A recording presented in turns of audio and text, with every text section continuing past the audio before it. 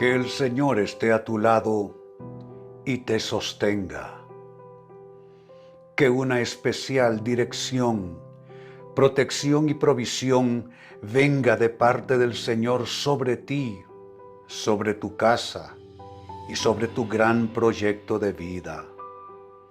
Que una unción fresca sea derramada sobre ti para decisiones oportunas y fructífera mayordomía de vida.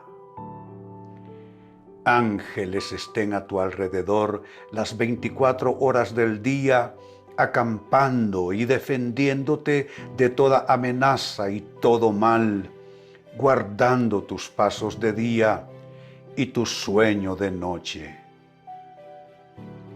Que tu salida y tu entrada estén protegidas y resguardadas por la gracia de nuestro Dios y Padre Celestial. Que de día y de noche el manto de su guía y protección te acompañen doquiera que te encuentres.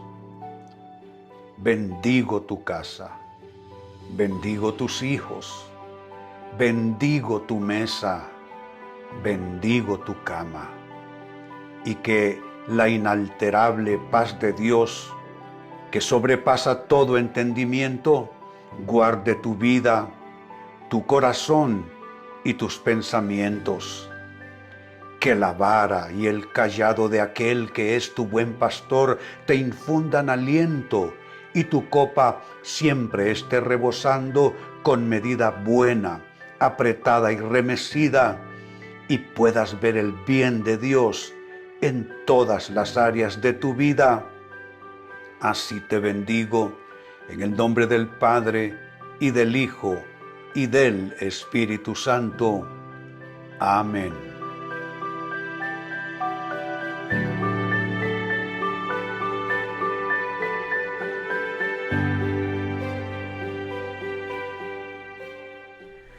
Bendiciones, queridos hermanos. Estoy de regreso con ustedes para continuar con el estudio de escatología bíblica. Y hoy trataremos un tema altamente importantísimo. Hoy estamos con la lección número 11. Imagínense hasta dónde hemos llegado. Lección número 11. Y hoy abordaremos ese tema palpitante, vital, como es el rapto o arrebatamiento de la iglesia. En el Evangelio de Juan, Jesús declaró allá en Juan 14, de los versos 1 al 3, «No se turbe vuestro corazón. Creéis en Dios, creed también en mí. En la casa de mi Padre muchas moradas hay. Si así no fuera, yo os lo hubiera dicho. Voy pues a preparar lugar para vosotros. Y si me fuere y os preparare lugar, vendré otra vez y os tomaré a mí mismo, para que donde yo estoy, vosotros también estéis». Este es uno de los pasajes que hace referencia al rapto o arrebatamiento de la iglesia, de los santos, al final de los tiempos, allá en la segunda venida de Cristo. Y después de ser arrebatada la iglesia, va a celebrar la cena de bodas, allá Apocalipsis capítulo 19, versos 7 al 10, recibirá las recompensas, 1 Corintios 3, capítulo 4, 2 Corintios 5, y luego regresará a la tierra junto con Cristo para restablecer su reino, Apocalipsis 19, 11 al 26. El apóstol Pablo, en la carta a los tesalonicenses, nos dice lo siguiente, allá en 1 de Tesalonicenses capítulo 4, de los versos 16 al 18, «Porque el Señor mismo, con voz de mando, con voz de arcángel y con trompeta de Dios, descenderá del cielo, y los muertos en Cristo resucitarán primero. Luego nosotros», dice el apóstol Pablo, «los que vivimos, los que hayamos quedado, seremos arrebatados juntamente con ellos en las nubes para recibir al Señor en el aire, y así estaremos siempre con el Señor. Por tanto», mire este por tanto, «alentados los unos a los otros con estas palabras». Fíjese usted que estas últimas palabras, alentaos los unos a los otros, denota el propósito primordial de este pasaje, el cual no es enseñar un esquema profético, sino más bien suministrar ánimo a los cristianos cuyos seres queridos han partido a la eternidad. Y fíjese que esta consolación de la que habla el apóstol Pablo a los que han perdido un ser querido cristiano se basa en lo siguiente. Se basa en primer lugar, que los muertos serán resucitados y participarán de la venida del Señor por los suyos.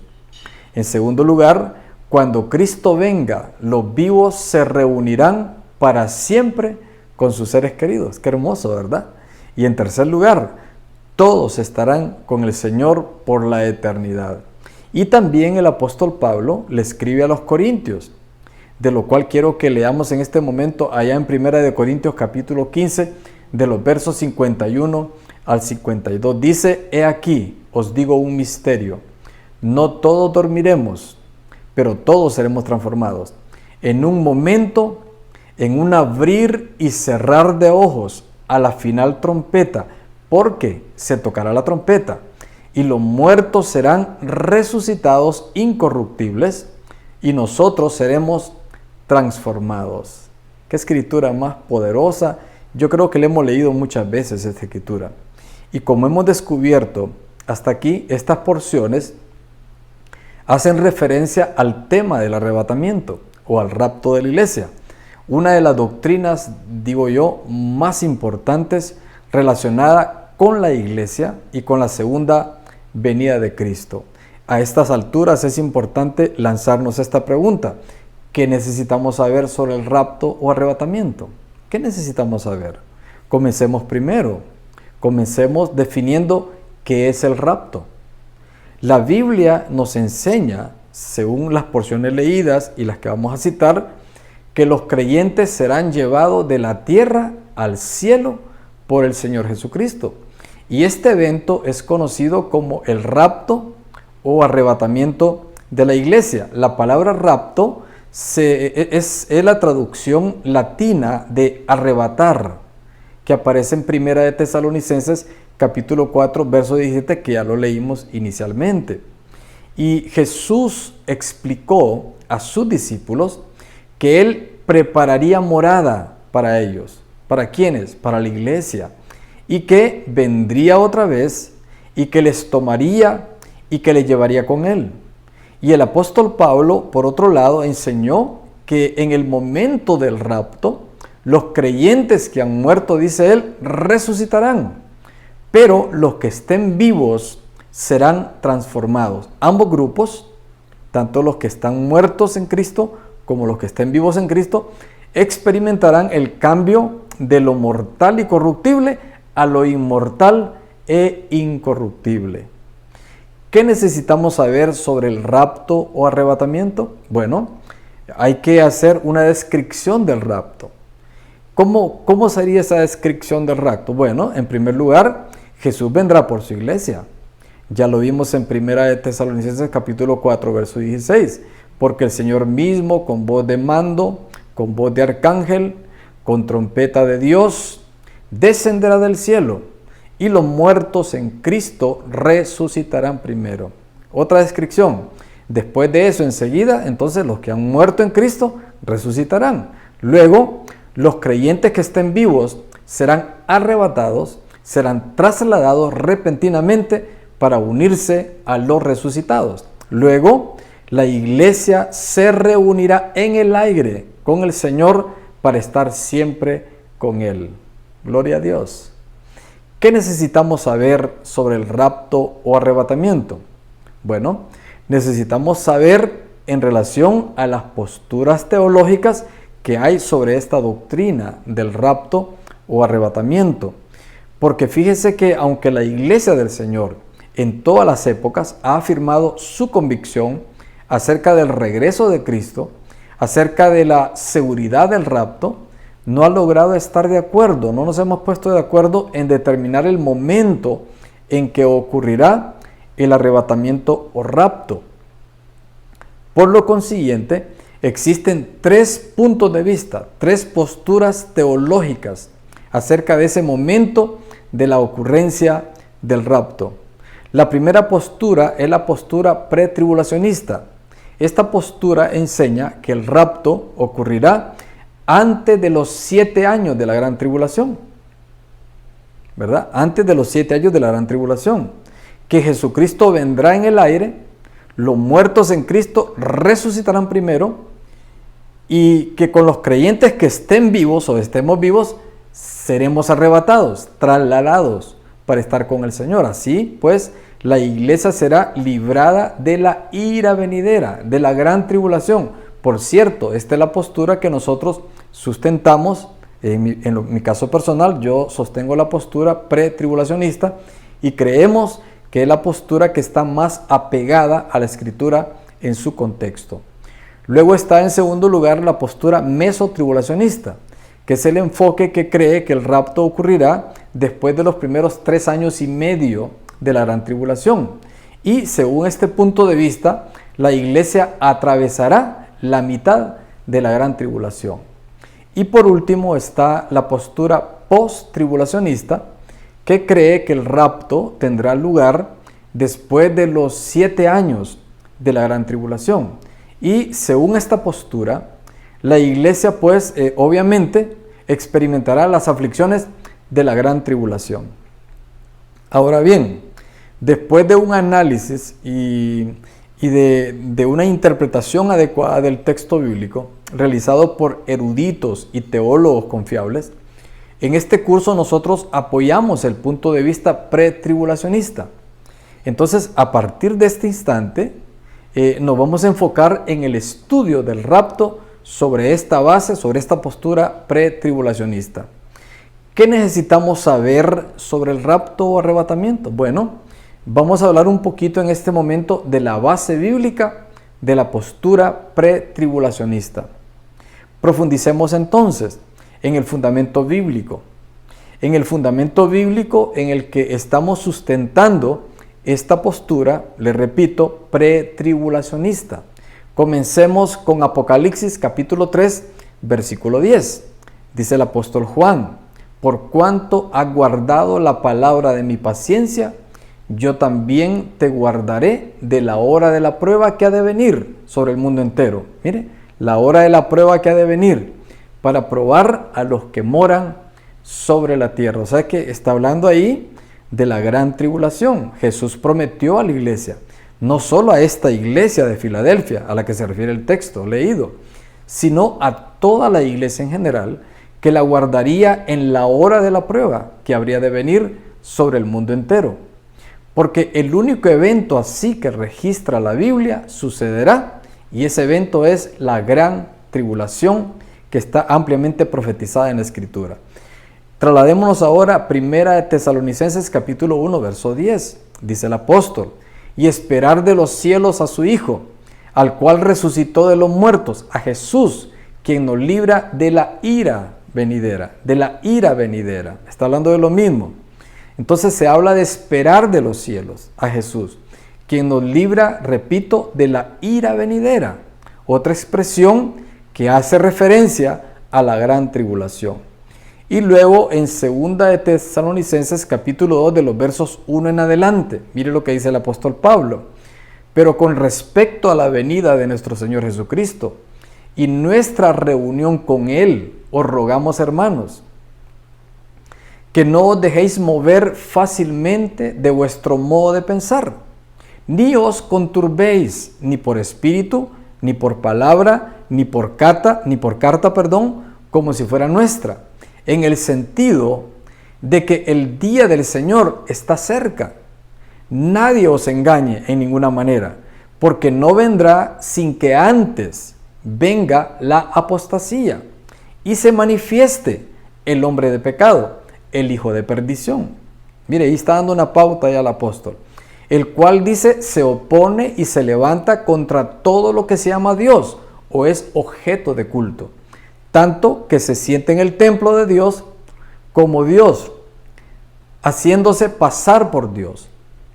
¿No os acordáis que cuando yo estaba todavía con vosotros os decía esto? Y ahora vosotros sabéis lo que lo detiene, a fin de que a su debido tiempo se manifieste, es decir, que se detiene, ¿verdad? Se detiene el anticristo, se detiene esta gente de maldad, y dice luego el texto, porque ya está en acción el misterio de la iniquidad, solo que hay quien al presente lo detiene, otra vez, mire, hasta que él a su vez sea quitado de en medio. Y entonces se manifestará aquel inicuo, a quien el Señor matará con el espíritu de su boca y destruirá con el resplandor de su venida. Inicuo, cuyo advenimiento es por obra de Satanás, con gran poder y señales y prodigios mentirosos, y con todo engaño de iniquidad para los que se pierden, por cuanto, escuche, no recibieron el amor de la verdad para ser salvos.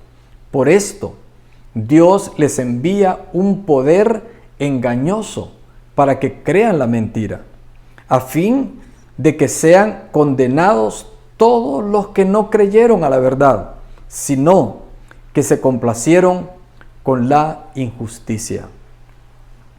Fíjense que aquí el apóstol Pablo describe los acontecimientos finales, utilizando aquí la expresión día del Señor.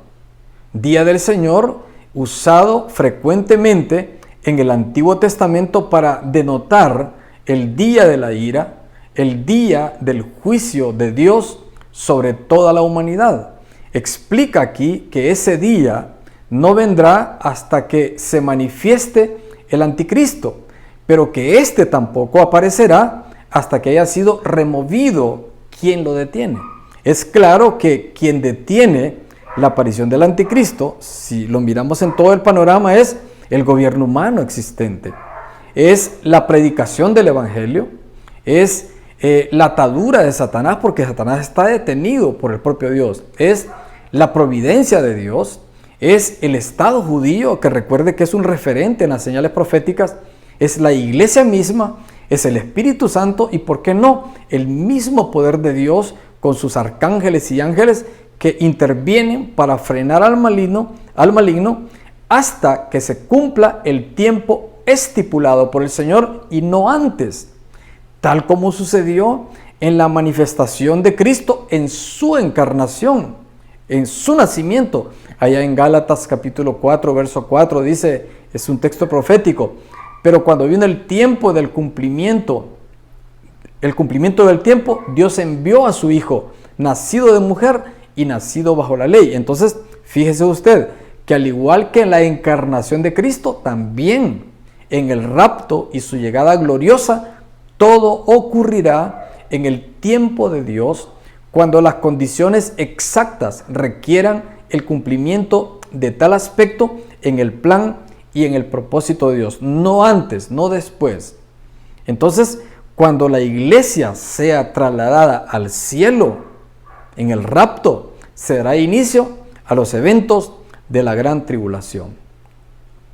En Tito capítulo 2, verso 13, esta escritura es interesantísima. Dice, aguardando la esperanza bienaventurada y la manifestación gloriosa de nuestro gran Dios y Salvador Jesucristo. En este pasaje de Tito 2:13, dice aquí el texto que la iglesia aguarda la bienaventurada esperanza y la gloriosa manifestación de nuestro Señor. Entonces, si la iglesia estuviera esperando participar de la gran tribulación, no sería esta una esperanza bienaventurada, más bien sería todo lo contrario. Pero esa es la esperanza bienaventurada, que nos vamos antes de la gran tribulación. Entonces, a través de todo el Nuevo Testamento, el creyente es exhortado a esperar, a velar, a vigilar, a estar a la expectativa. El regreso del Señor, ¿verdad? Porque es una expectativa, porque nadie sabrá cuándo ocurrirá, como veremos en una lección más adelante. Entonces, el regreso de Jesús para juicio de la humanidad y el anticristo será después de la gran tribulación. De esta manera, pues, si la iglesia fuera a pasar por la tribulación, entonces conoceríamos la fecha del retorno de Cristo y no se le enseñaría a esperar como está escrito, por ejemplo, en Mateo 24:42. Dice, velad pues, porque no sabéis a qué hora ha de venir vuestro Señor. Mateo 25:13. Velad pues, porque no sabéis el día ni la hora que el Hijo del Hombre ha de venir. Y Primera de Tesalonicenses capítulo 5, de los versos 9 al 11, dice, porque no nos ha puesto Dios para ira. No nos ha puesto Dios para ira, sino para alcanzar salvación por medio de nuestro Señor Jesucristo, quien murió por nosotros, para que ya sea que velemos o que durmamos, vivamos juntamente con Él. Por lo cual, animaos unos a otros y edificaos unos a otros, así como lo hacéis. Y fíjese usted que en Hebreos 9, verso 28, dice el texto bíblico, así también Cristo fue ofrecido una sola vez para llevar los pecados de muchos y aparecerá por segunda vez sin relación con el pecado para salvar a los que le esperan. ¿Qué necesitamos saber sobre el rapto o arrebatamiento? Bueno, preguntémonos lo siguiente. Son dos segundas venidas, porque estamos hablando del rapto y estamos hablando de la manifestación gloriosa del Señor después de la gran tribulación. Y este es un tema que causa confusión en algunos creyentes en comprender sobre el rapto y la segunda venida, si es lo mismo o son diferentes. Realmente lo que podemos entender por el estudio de las Escrituras es que existe una sola segunda venida de Cristo, que se dará en dos fases o manifestaciones. En el rapto, ¿verdad? En el cual pues se reseña a Jesús recibiendo a su iglesia en el aire, sin llegar a la tierra, sin poner los pies sobre la tierra. Entonces Él vendrá a buscar a los creyentes. Vuelva a leer todas las citas que hemos leído hoy, repáselas. Por otro lado, la Biblia enseña también que Jesús no solamente llegará a la tierra, sino que sus pies se posarán sobre el monte de los olivos y que su gloriosa manifestación se dará en compañía de la iglesia, en compañía de los santos, para juicio de las naciones. En Zacarías capítulo 14, verso 4, este texto es maravilloso. Dice, y se afirmarán sus pies en aquel día sobre el monte de los olivos, que está enfrente de Jerusalén, al oriente, y el monte de los olivos se partirá por en medio, hacia el oriente y hacia el occidente, haciendo un valle muy grande, y la mitad del monte se apartará hacia el norte y la otra mitad hacia el sur. Bien clarito, ¿no?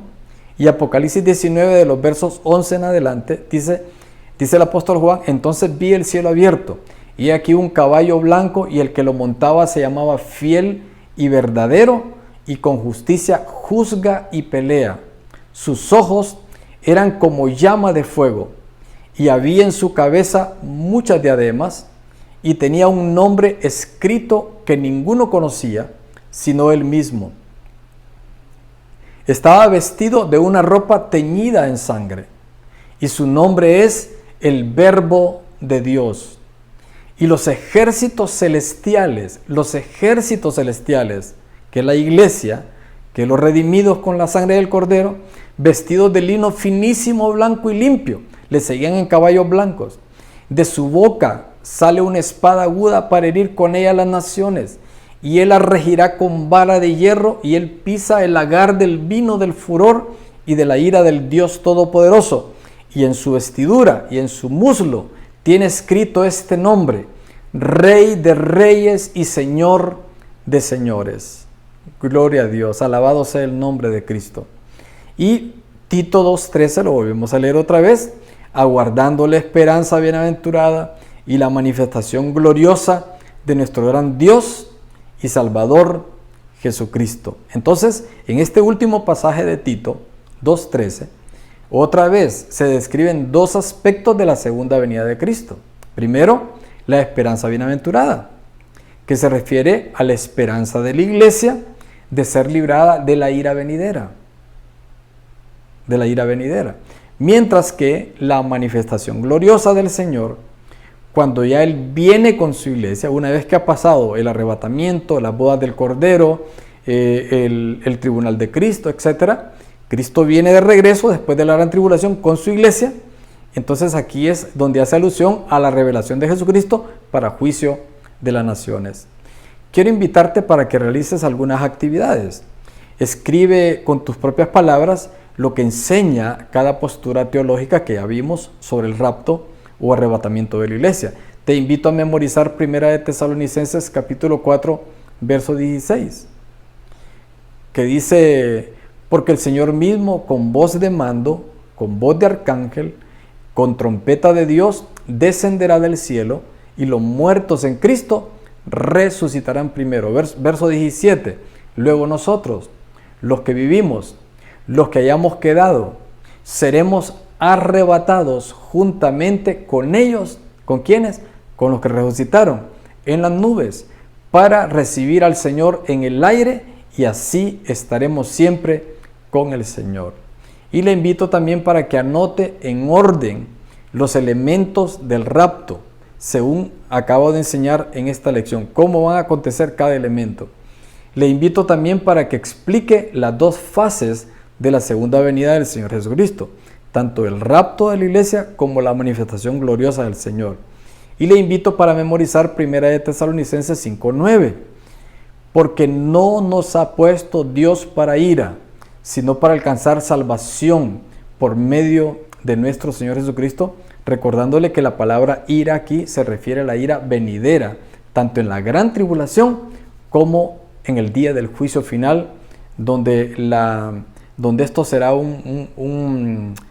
¿qué les digo? Un castigo, digámoslo de esta manera, eterno, para aquellos que rechazaron, para aquellos que no quisieron aceptar y reconocer en Dios, que solo en Dios estaba la promesa para salvación.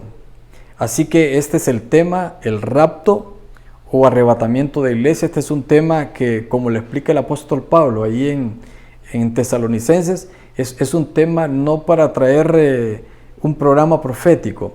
Este es un tema, fíjese bien, este es un tema para animarnos.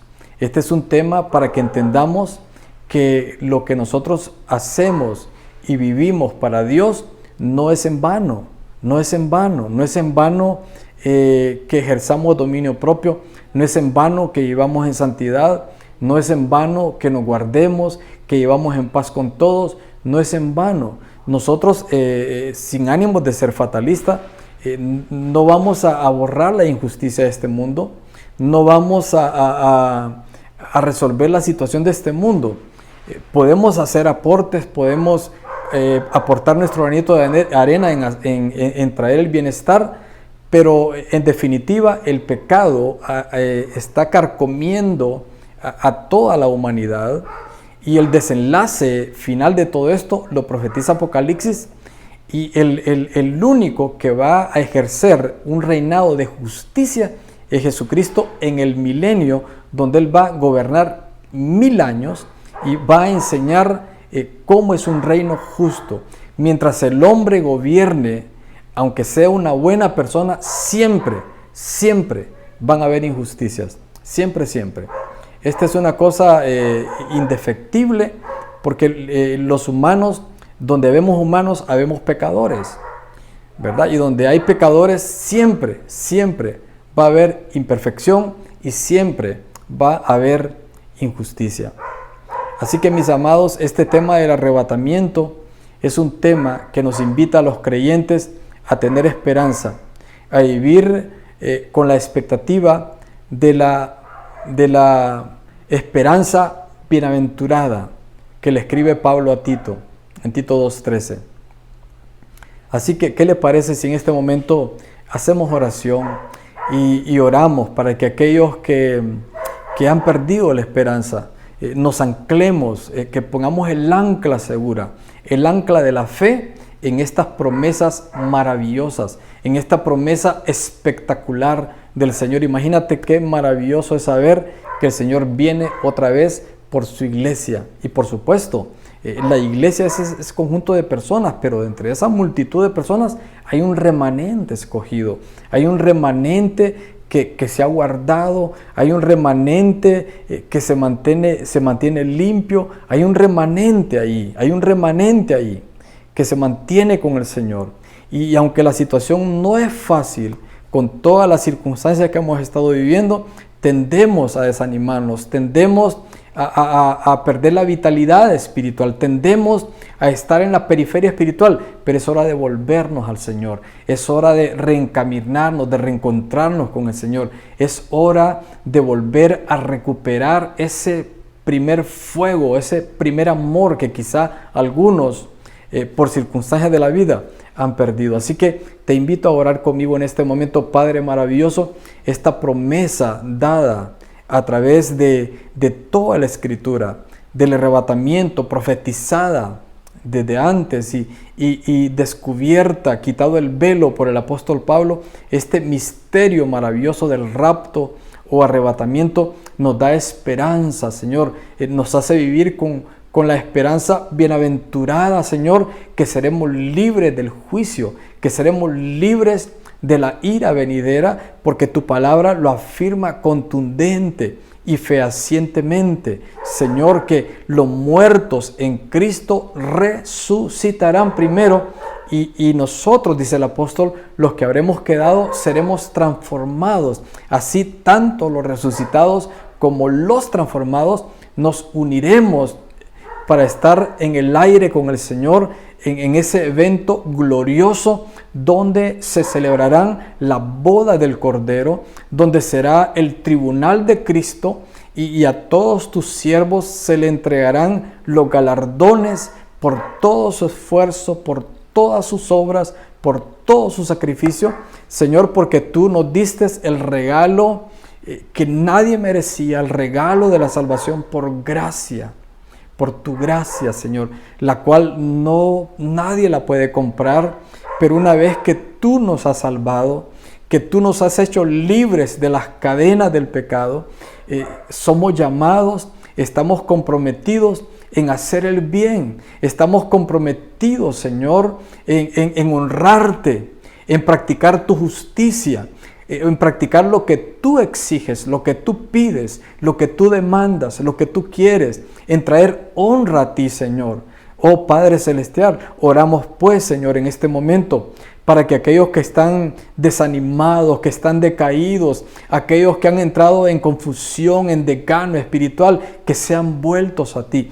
Oro, Padre, para que esa persona que se ha extraviado y está en la periferia espiritual, Señor, que tú la traigas con tus lazos de amor, con tus cuerdas de amor, y que nos volvamos a esperanzar, Señor, no con motivaciones superficiales, sino con esta ancla poderosa que podemos echar en tus promesas, como esta doctrina maravillosa del rapto o arrebatamiento de la iglesia.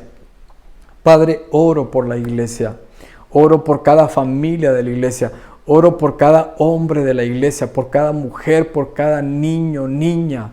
Oro por cada integrante de la familia, en el nombre de Jesucristo, en el nombre de Jesucristo, para tener una vuelta a ti, Señor, para tener una vuelta a ti, para retornar a ti, para afirmarnos en ti, afirmarnos en nuestros pensamientos, para madurar en nuestras emociones.